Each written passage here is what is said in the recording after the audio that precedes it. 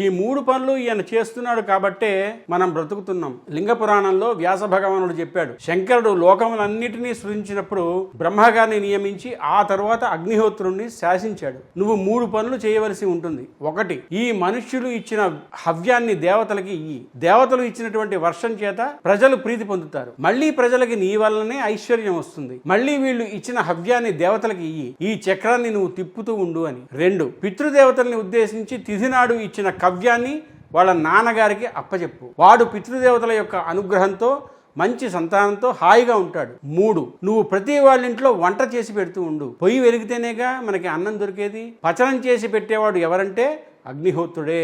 ఆయనే మొదటి వంటవాడు. ఇంటింటి వంటవాడు ఎవరంటే అగ్నిహోత్రుడు. శంకరుడి యొక్క శాసనం మేరకి ఈ 3 చేస్తూ ఉంటాడు. అందరూ జై శ్రీరామని కమెంట్ పెట్టండి. పెళ్లి సంబంధాల కోసం మా టెలిగ్రామ్ ఛానల్ మ్యాట్రిమోనీ ఇండియాలో జాయిన్ అవ్వండి.